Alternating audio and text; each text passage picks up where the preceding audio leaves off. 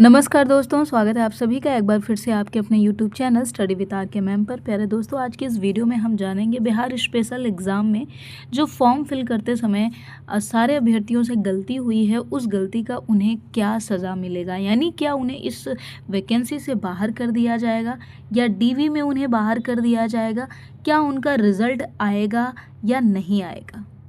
तो ये सारी बातचीत करेंगे हम आज की इस वीडियो में। इससे पहले हम वीडियो की शुरुआत करें, अगर आप लोग चैनल पर नए हैं तो सबसे पहले चैनल को सब्सक्राइब कर लीजिए। और अभी तक आपने तो बहुत सारे यूट्यूब चैनलों पर देख लिया होगा इसके बारे में, लेकिन अभी जो मैं आपको जानकारी देने जा रही हूँ बिल्कुल ऑथेंटिक है और आपके विज्ञप्ति के अनुसार ही यहाँ पर बातचीत होगी। मैंने बहुत सारे वीडियोज़ में ऑलरेडी बता दिया है लाइव सेशन में, लेकिन मैंने सोचा क्यों ना आज आपको इसका जो लॉजिक है मैं वो भी समझा दूँ कि ऐसे केसेस में क्या होता है और क्या करेगा BPSC आपके साथ। तो दोस्तों, सबसे पहले हम बात करेंगे जिन लोगों ने 9 में से 9 कैटेगरी फॉर्म फिल कर दिया है। तो ऐसे अभ्यर्थियों की संख्या बहुत ज़्यादा है। आप ये मान के चलिए जो टोटल फॉर्म फिलअप किए गए हैं, जो भी 7010 अभ्यर्थी शामिल हुए हैं इस परीक्षा में, इसमें से 90 to 95% लोगों ने ये गलती की है। ये गलती की है, ये मान के चलिए 9 से 9 कैटेगरी फॉर्म भरने वाले सभी हैं। बहुत कम ही ऐसे लोग होंगे जो ऐसा नहीं किए हैं। तो आपको बहुत ज़्यादा परेशान होने की ज़रूरत नहीं है क्योंकि ये जो गलतियां हैं, इस गलतियों के लाइन में जो लोग खड़े हैं उसमें सिर्फ आप अकेले नहीं हैं। ठीक है। दूसरी बात क्या करेंगे दोस्तों?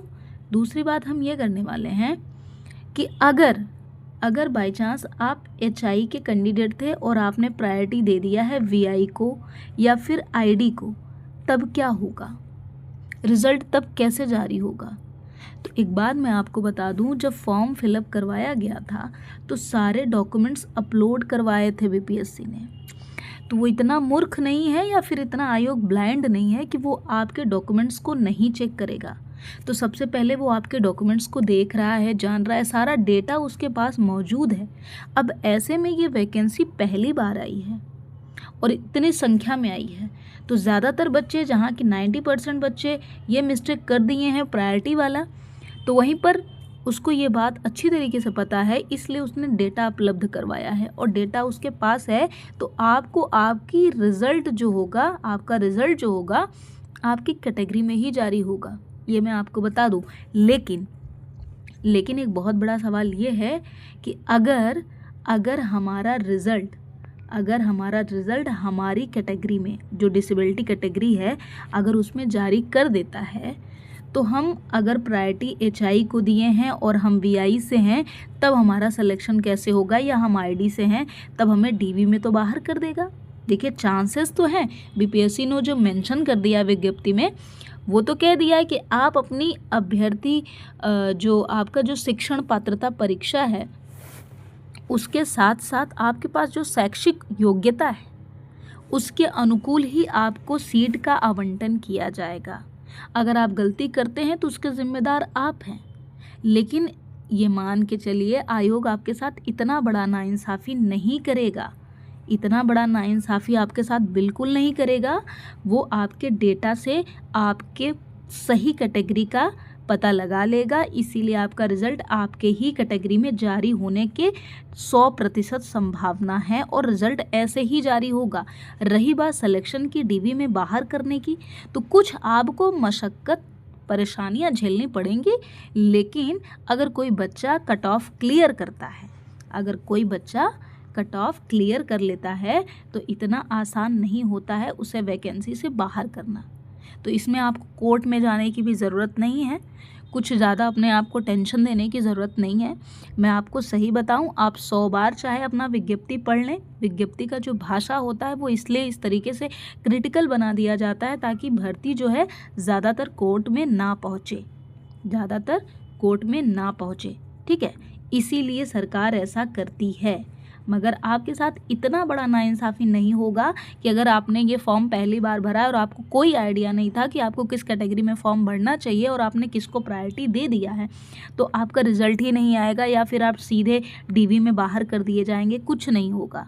DV में बस यही होगा कि आपको पहले देखा जाएगा, आपको डांट भी सकता है, समझा भी सकता है कि आपने कैसे गलती कर दी, लेकिन वो आपको मौका देगा और फिर आपको आपकी कैटेगरी में यदि आप क्वालिफाई होते हैं, कट ऑफ क्लियर करते हैं, हैं तो आपको नियुक्ति 100% मिलेगी। याद रखिएगा, 100% आपको नियुक्ति मिलेगी।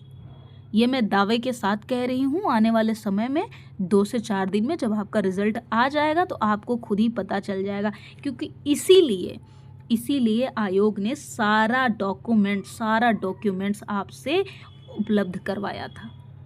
तो उम्मीद है अब आपका सारा डाउट क्लियर हो गया होगा। ठीक है, अब रही बात कट ऑफ की कि तो अब हम कट ऑफ पे ज़्यादा कुछ बात नहीं करेंगे, बस ये आपसे बता देंगे कि जो हमारे बिहार के कैंडिडेट हैं उनका मिनिमम टू मिनिमम जाएगा। ठीक है, अगर वो क्वालिफाई अंक प्राप्त कर लेते हैं, है ना, तो उनका सिलेक्शन तय है। बाकी के जो हमारे अदर स्टेट के या जनरल कैंडिडेट हैं उनका समझिए जो HI है और ID है, इसी में आपका जो है कट ऑफ हायर जा सकता है। इसके अलावा ये भी नहीं कि बहुत आसमान छू लेगा।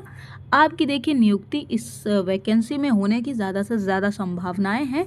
तो अब जो समय है ना दोस्तों, अब आपके पास जो समय है वो समय सिर्फ और सिर्फ आपके DV के लिए आपको रेडी करना चाहिए। अगर आप कट ऑफ से अधिक नंबर पार कर रहे हैं, यानी 55 से 60 के बीच हैं, 55 से 60 के बीच में हैं, आपका स्कोर अच्छा है, आप अपनी कैटेगरी के अनुसार अच्छा स्कोर कर रहे हैं, HI और ID के लिए थोड़ा सा इससे ऊपर ही रखिएगा। अगर आपके पास है तो आप अपनी DV की तैयारी में लगिए। रिजल्ट मात्र आप समझिए 25 अप्रैल के पहले आ जाएगा। उससे जल्दी आ जाती है तो बहुत बड़ी बात है, अगर आपका रिजल्ट उससे पहले आ जाता है तो बहुत अच्छी बात है। ठीक है, तो दोस्तों यही जानकारी मुझे आज की इस वीडियो में देना था। उम्मीद है आपको वीडियो अच्छी लगी होगी। तो चैनल को क्या करना है, आपको सब्सक्राइब ज़रूर करना है। ठीक है, तो चैनल को हमारे सब्सक्राइब कर लीजिए, जुड़े रहिए स्टडी विद RK मैम से। फिर जल्दी मिलेंगे आपसे एक लाइव सेशन में। तो आज की इस वीडियो के लिए बहुत बहुत धन्यवाद। जय हिंद।